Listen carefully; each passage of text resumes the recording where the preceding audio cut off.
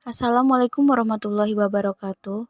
Kami dari kelompok 8 ingin mempresentasikan hasil diskusi kami tentang penulisan permintaan pesan-pesan rutin dan positif. Perkenalkan, saya Alvina Rizky Sabila, NPM 1901010132.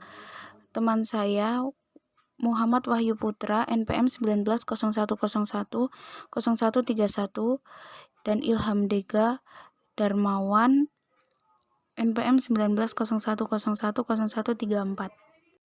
Strategi penulisan untuk permintaan pesan-pesan rutin dan pesan-pesan positif, yaitu 1. Pesan rutin. Dimulai dengan pembukaan yang merupakan pernyataan ide pokok atau main. Yang kedua, pertengahan atau isi merupakan penjelasan rinci. Yang ketiga, penutup, meningkatkan kembali ide pokok atau mencakup pemikiran penutup yang berorientasi ke depan. Yang kedua, good news atau kabar baik. Diawali dengan pembukaan, yaitu pernyataan good news. Yang kedua, pertengahan atau isi merupakan penjelasan rinci. Yang ketiga, penutup, yaitu meningkatkan kembali good news atau mencakup pemikiran penutup yang berorientasi ke depan. Strategi permintaan pesan-pesan rutin. Permintaan pesan-pesan rutin biasanya menggunakan pendekatan langsung. Apa yang diminta pada bagian awal dalam penyampaian pesan-pesan bisnis merupakan suatu hal yang perlu mendapatkan perhatian. Untuk menulis pesan-pesan rutin, mulailah dengan menyatakan ide pokok dengan mengemukakan secara tegas apa yang diinginkan. Usahakan pernyataan awal lebih spesifik sehingga mudah dipahami oleh pembaca. Selanjutnya, penjelasan yang lebih rinci tentang bagaimana dan apa permintaan pesan-pesan rutin yang dikehendaki. Selain itu, pada bagian pertengahan perlu disampaikan pernyataan yang dapat menarik perhatian pembaca sebelum penjelasan yang lebih rinci disampaikan dalam penulisan pesan rutin. Pendekatan lain dalam bagian tengah dari permintaan rutin adalah dengan pendekatan tanya jawab seperti meminta informasi tentang spesifik produk. Pada bagian akhir dari permintaan pesan-pesan rutin, kemukakan pernyataan keramahan, apresiasi atau penghargaan dan tindakan khusus yang diinginkan. Strategi penulisan pesan-pesan positif. Ketika sedang merespon secara positif penyampaian pesan-pesan good news dan goodwill, seseorang dapat menggunakan pendekatan langsung. Hal itu dilakukan karena pembaca pada umumnya tertarik atas apa yang ingin disampaikan dalam penyampaian pesan-pesan bisnis yang positif melalui lisan maupun tertulis dalam bentuk pesan-pesan yang disampaikan akan mengikuti suatu formula yang sederhana, yaitu memulai dengan ide-ide pokok yang jelas. Upayakan pada bagian awal penulisan pesan-pesan positif dimulai dengan pernyataan yang jelas dan tegas dan mampu menarik perhatian pembaca. Selanjutnya, dengan bagian pertengahan, sampaikan penjelasan secara rinci, dan pada bagian akhir pesan-pesan positif umumnya diakhiri dengan pemberian kesan yang baik atau pernyataan keramahan dan pernyataan harapan tindakan khusus yang diinginkan oleh pembaca. Komponen-komponen penting dalam penulisan pesan-pesan positif, yaitu 1. Ide pokok yang jelas. Penulisan pesan positif yang menggunakan pendekatan langsung pada umumnya diawali dengan pernyataan ide pokok yang jelas yang berkaitan dengan pesan-pesan positif yang disampaikan kepada pembaca. Yang kedua, penjelasan rinci. Pada bagian pertengahan dari suatu permintaan pesan-pesan rutin good news dan goodwill merupakan bagian yang penting. Komunikasi yang dilakukan dapat diekspresikan dengan sebuah atau dua buah kalimat, tetapi perlu dijelaskan poin-poin secara lengkap sehingga pembaca tidak merasa bingung atau ragu terhadap isi atau substansi pesan. Yang ketiga, penutup.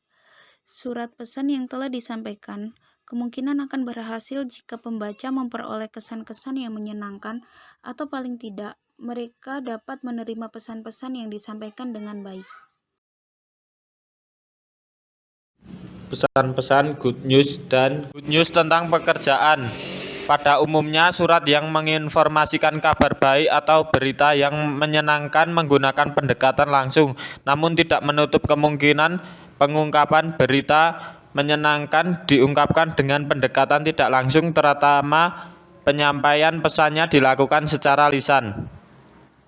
Pada umumnya, surat yang menginformasikan kabar baik atau berita yang menyenangkan menggunakan pendekatan langsung, namun tidak menutup kemungkinan suatu yang menyenangkan atau menggembirakan pada pihak lain diungkapkan dengan pendekatan tidak langsung, terutama jika penyampaian pesannya dilakukan secara lisan. Dalam dunia bisnis, terdapat beberapa contoh good news yang berkaitan dengan masalah pekerjaan, baik bentuk finansial maupun non-finansial, antara lain finansial kenaikan gaji, bonus dalam kerja, insentif, tunjangan hari raya, kredit bunga yang sangat ringan, asuransi kesehatan. Sedangkan non-finansial seperti promosi jabatan, tanda penghargaan, fasilitas kendaraan dan perumahan, proposal atau usulan suatu proyek yang diterima.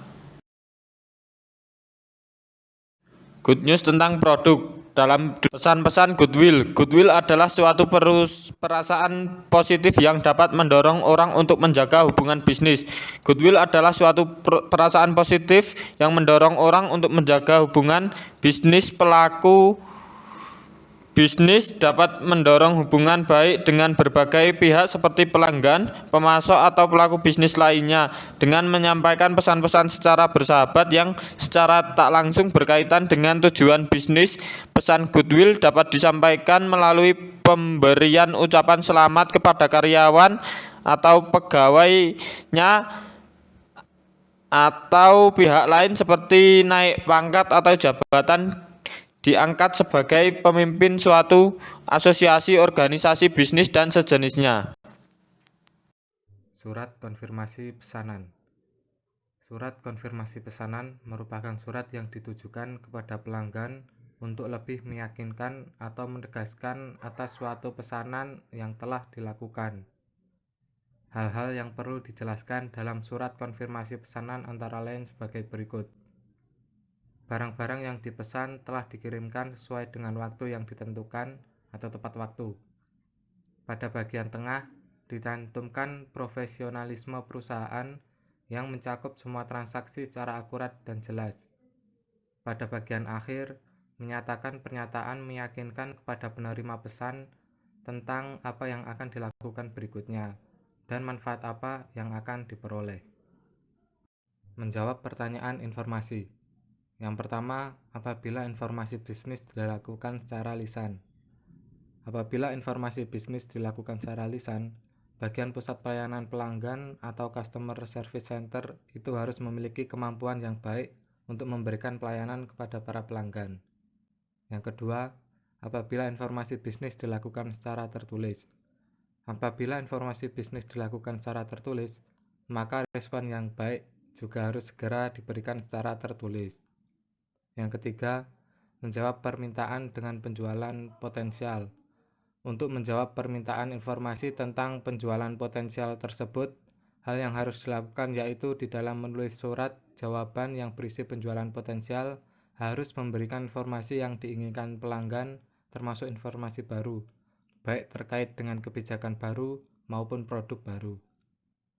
Yang keempat, menjawab permintaan tanpa penjualan.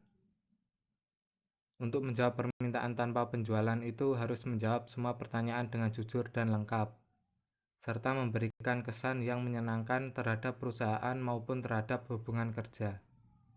Menangani permintaan kredit rutin. Yang pertama, persetujuan kredit. Hal yang harus diperhatikan yaitu pada bagian awal surat berisi ide-ide pokok atau main idea, sedangkan pada bagian pertengahan surat perlu disampaikan secara lebih rinci beberapa komponen penting yang berkaitan dengan masalah kredit. Yang kedua, memberikan referensi kredit.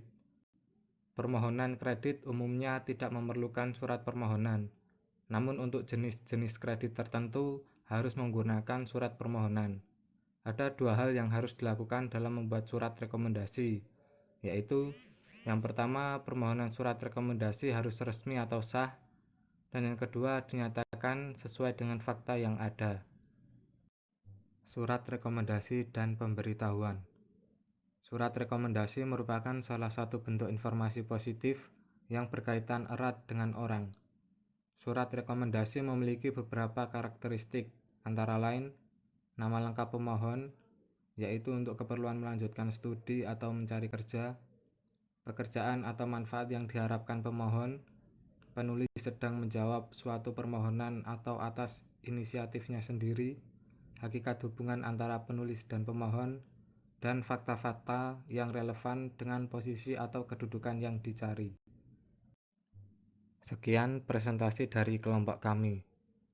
Apabila ada kekurangan, mohon dimaafkan. Wabillahi taufik wal hidayah. Wassalamualaikum warahmatullahi wabarakatuh.